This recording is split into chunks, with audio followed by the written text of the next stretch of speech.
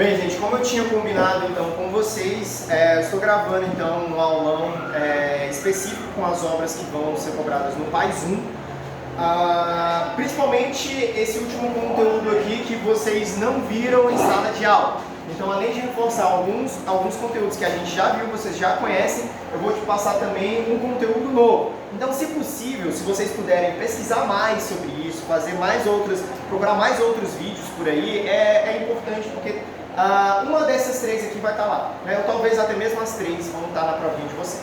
Então vamos lá, são as três obras essenciais ali do PAIS 1. A primeira delas é Apologia de Sócrates, a segunda, Carta a Meneceu, ou também conhecida como Carta sobre a Felicidade, e a terceira é o livro O Príncipe de Maquiavel. Vamos começar então, porque aqui a gente tem filosofias de períodos distintos, né? A gente tem filosofia antiga, e temos aqui o começo de uma filosofia moderna, né? Final da Idade Média, começo da filosofia moderna, tá? É por isso também que vocês não viram o conteúdo normal, tá? Mas vamos para a Grécia Antiga. Na Grécia Antiga, então, sobre o livro Apologia de Sócrates, a gente sabe que apologia é desculpa, né? Ou como é que é o nome? Perdão, né? Ou, enfim. A Apologia de Sócrates, então, conta a história, né? Quem escreveu esse livro, obviamente, foi Platão. Lembrando que Sócrates não escreveu absolutamente nada, vou comentar isso no final. Esse livro, então, foi escrito por Platão. E a Apologia tem essa ideia de ser o discurso, o debate, a desculpa, né? Que o Sócrates utilizou no seu julgamento. Né? Como vocês sabem, Sócrates foi julgado, foi condenado por 3 crimes básicos. E o que conta na Apologia de Sócrates é exatamente o que aconteceu nesse julgamento, né? A gente viu que 3 políticos da época, né, estavam ali meio que tendo algumas intrigas com Sócrates, né, e acusa Sócrates de 3 crimes. Primeiro, subverter a juventude ateniense. Logo após os pensamentos socráticos, os jovens atenienses começaram, né, a questionar muitas coisas. Segundo, duvidar dos deuses de Atenas, ou seja, Sócrates, então, também questionava a existência daqueles deuses que era cultural ali em Atenas, na época. E, além disso, fazer para si novos deuses, né? Ou seja, além desse caráter divino de não acreditar nos deuses, ele também, um dos argumentos seriam criar novos deuses, né? E assim, o Sócrates, ele vai para o seu julgamento. No seu julgamento, inicialmente, né, alguns sofistas se oferecem para defender Sócrates, né, e falam como que eles iriam utilizar, quais são os argumentos que eles iriam utilizar para a defesa de Sócrates, né. Assim, apologia pode ser defesa, né, defesa eu acho que é um bom significado, tá? E o que eles iam falar? Eles iam apelar para uma espécie de emoção, falando, olha, cidadãos atenienses, mas olha só, logo Sócrates já fez tanto pela gente e tudo mais, vocês querendo condenar, que isso, Sócrates está velho, né, tá não sei o quê, vamos deixar o Sócrates ali, que isso. Só que o Sócrates recusa a defesa dos sofistas, né, obviamente, porque ele é um dos principais críticos dos sofistas, né, mas principalmente porque ele pretende usar o seu método para se defender. E eu acho que é aí onde está o grande problema, né? Eu acho que é aí onde está, né, o motivo, né, de por que Sócrates não vai conseguir, tá? Se defender. Por quê? Basicamente o método socrático é composto por 3 etapas. Quais são elas? Primeiro, ironia. Segundo, aporia. Terceiro, maiêutica. A ironia é o convite. O Sócrates se faz, né, de maneira irônica, né, ele se faz de ignorante, né, para que as pessoas comecem então a debater com ele, né, a dialogar com ele, né, segundo ele, a fazer filosofia.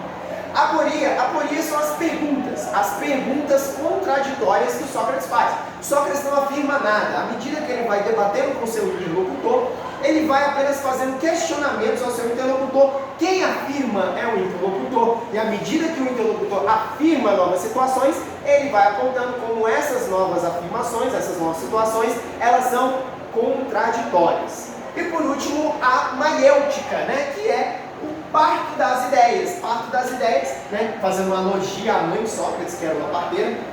Sócrates vai trazer a ideia de que logo no final desse processo, depois que a pessoa entra no debate, começa as contradições, ele percebe uma coisa. O que ele percebe? A pessoa percebe que não sabia sobre aquilo que ela estava falando. Ou seja, o fundo, né, o objetivo da filosofia socrática, né, era o só sei que nada sei. Esse era o parto da ideia, esse era a ideia que deveria nascer. A ideia do quê? Da sua própria ignorância. Por isso que a gente fala, inclusive, que o método socrático é um método cíclico, porque o Sócrates começa na ignorância, fingindo que não sabe de nada, sendo irônico, convidando a pessoa para o debate, e termina na ignorância, termina afirmando que só sei que nada sei, certo? E ele utiliza esse método para a sua defesa lá no seu julgamento. Aparentemente, né, o que ele queria fazer com isso era demonstrar como aquele julgamento tinha vícios, como aquele julgamento era contraditório, como aquele julgamento não fazia sentido, não tinha fundamento nenhum. Então ele mostrou exatamente como essas acusações não faziam sentido. Por exemplo, na acusação de criar novos deuses e não acreditar nos deuses de Atenas. Ele vai falar, como que eu posso não acreditar em os deuses e depois criar outros deuses? Isso não faz sentido, né? Se eu não acredito em Deus, eu não acredito em nada, né? Ou sei lá, qualquer coisa do tipo. Como eu paro de acreditar em certos deuses e vou acreditar em outros deuses? Isso não faz sentido. E como que eu vou subverter a juventude ateniense? Para Sócrates, ele nem sabia muito bem o que era subverter, e por isso ele começa então a fazer esse processo, mostrando exatamente como cada ponto que estava sendo acusado ali tinha sérios problemas conceituais. Por fim, Sócrates acaba sendo condenado à morte por 501 votos. Sócrates é um júri popular. Sócrates foi condenado à morte a tomar um veneno chamado de cicuta, né? E tem todo esse processo, o pessoal lá, Sócrates vai ficar 1 ou 2 semanas preso antes de tomar o veneno, né? Inclusive Platão arquiteta um plano para fugir com Sócrates, né? Chega para o Sócrates e fala, Sócrates, vamos fugir, o negócio já está lá, o barco já está esperando, vambora, faz a sua vida em outro lugar e tudo mais. E o Sócrates não aceita, ele prefere ficar ali e ir para o seu destino, que era a morte. Na verdade, Sócrates não foi condenado à morte. Sócrates foi condenado a 2 penas alternativas, e se ele não quisesse, aí ele tinha que ser morto. A primeira pena era ele seria exilado. Ele iria para o exílio, lá ele não conversaria com ninguém, não teria contato com ninguém, e lá ele ficaria lá até a morte. A segunda pena ele poderia ter ficado em Atenas, né? Ele poderia ficar lá, só que ele teria a língua cortada. Se ele tiver a língua cortada, ele não conversa com ninguém. E a terceira pena, se ele não quiser nenhuma nem a segunda, ele vai, né, aí a morte. Como que o Sócrates pensou? Né? Como que ele iria escolher? A primeira opção, ser isolado. Bem, se eu sou isolado, se eu fico, né, isolado, eu não converso com ninguém.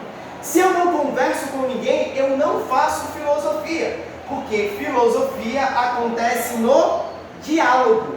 Por isso que Sócrates não escreve nada, apenas dialogar.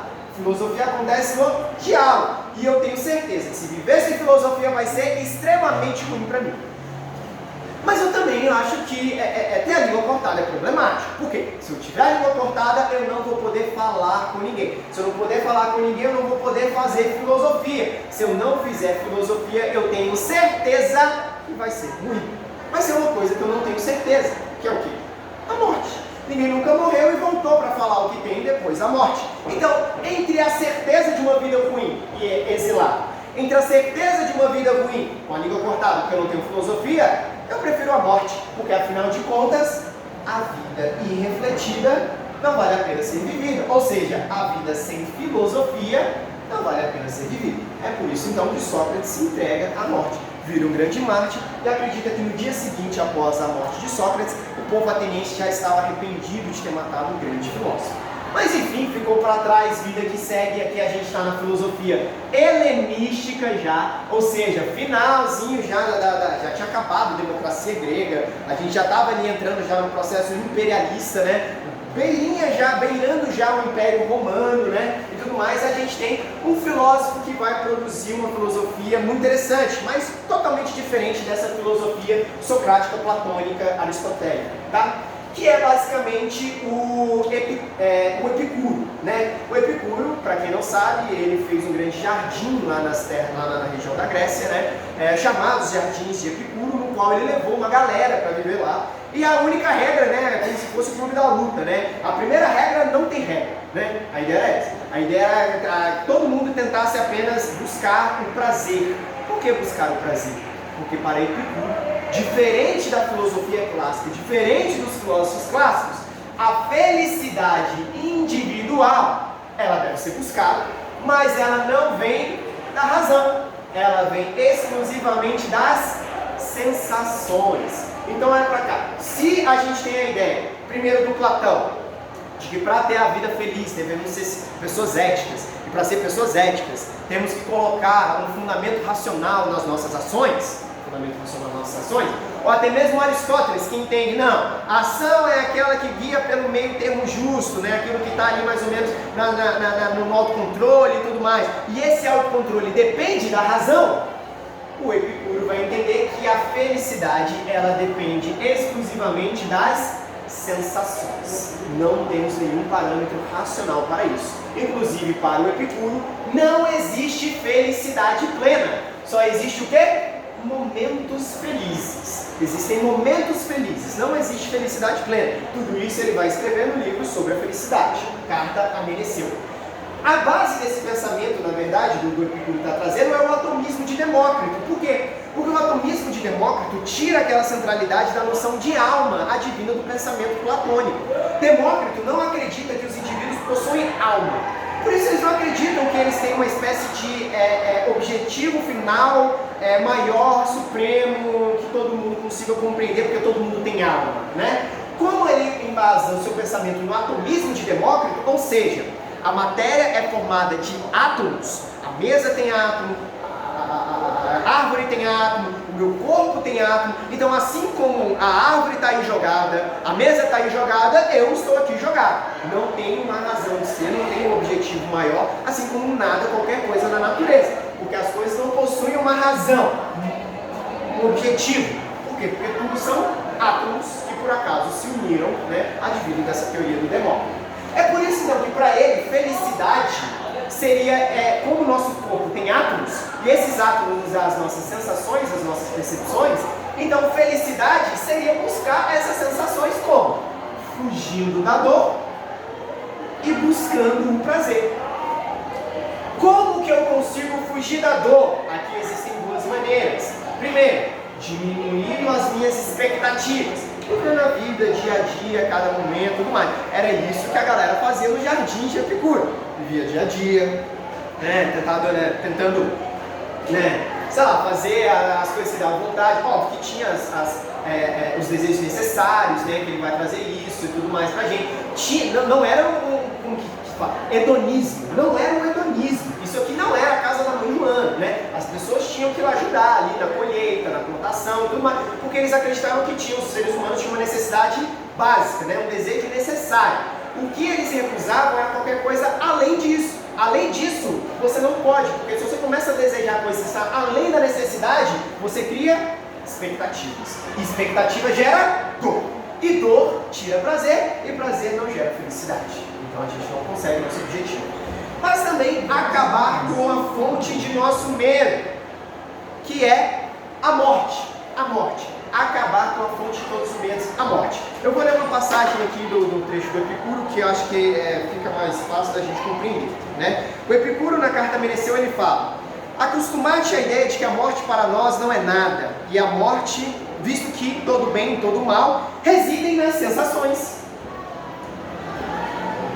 E a morte é justamente a privação das sensações. A consciência clara de que a morte não significa nada para nós proporciona a fruição da vida efêmera, sem querer acrescentar-lhe tempo infinito, eliminando o desejo de imortalidade, diminuindo toda essa ideia. Ou seja, quando estamos vivos, é a morte que não está presente. Ao contrário, quando a morte está presente, nós é que não estamos vivos. Por isso, não devemos nos preocupar com a morte, porque quando nós estamos, ela não está, e quando ela está, nós não estamos. Então não temos que nos preocupar com a morte, devemos nos preocupar apenas com a vida, porque é isso que nos dá a sensação e que nos proporciona felicidade. Tudo bem? Aqui a gente entende porque isso aqui é filosofia antiga. Agora, esse aqui é um pouquinho mais complexo. Por quê? Porque desde aqui do helenismo, uma coisa que vai acontecer, que vai ser essencial, que é o fim da política.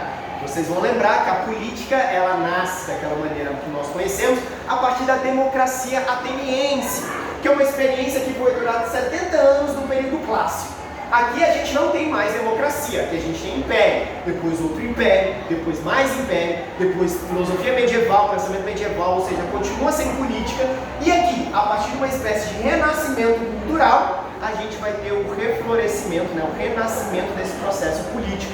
E lógico, também vamos ter o pensamento do Maquiavel, aquele que nós vamos colocar sendo o pai das ciências políticas. Por que ele vai ser o pai das ciências políticas? Porque o Maquiavel, diferente de todos os outros filósofos políticos, não vai fazer uma política empautada em uma espécie de idealismo. Ou seja, quando Platão escreve a República, ele fala como a República deveria ser.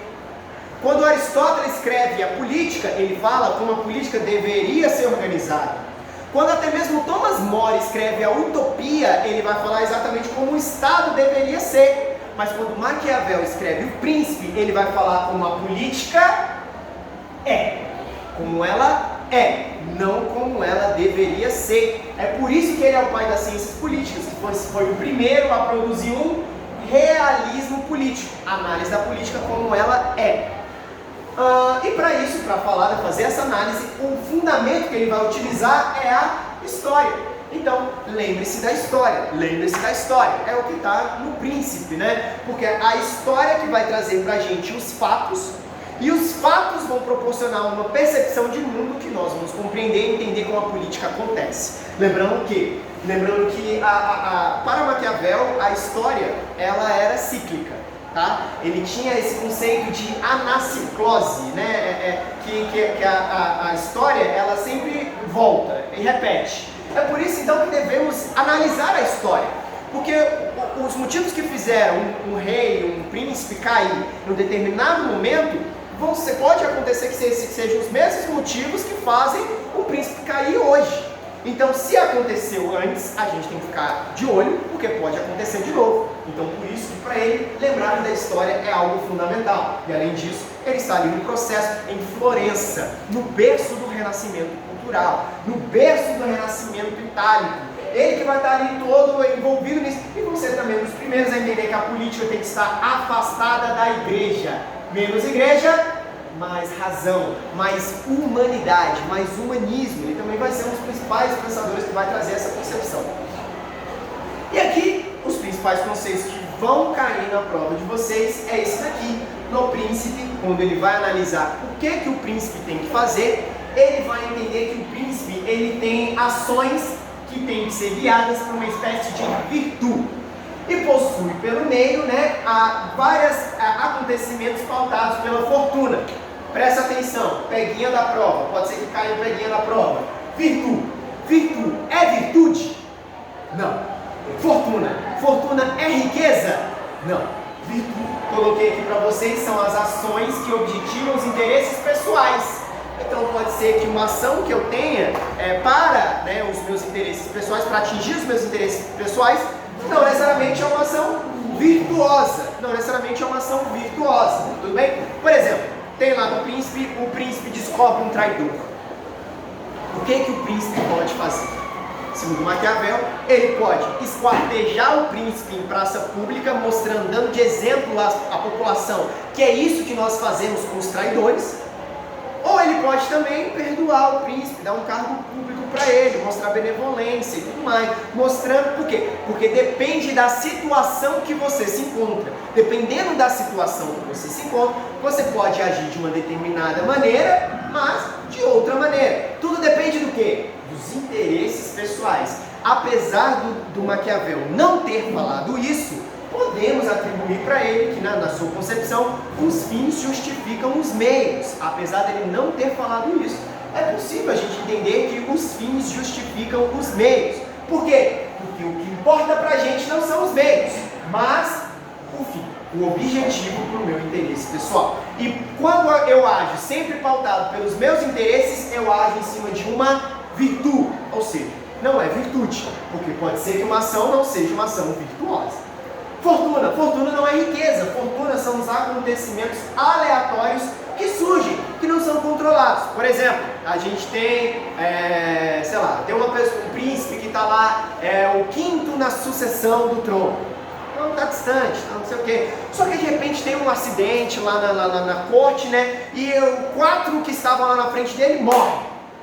E agora esse príncipe ele tem tudo para assumir. Por que ele teve essa possibilidade de assumir o trono? Porque inicialmente ele teve fortuna, que foi o quê? Algum acontecimento aleatório que proporcionou a ele a possibilidade de assumir o trono. Mas ele vai assumir o trono? Não, ele só vai assumir o trono se além da fortuna ele tiver virtude.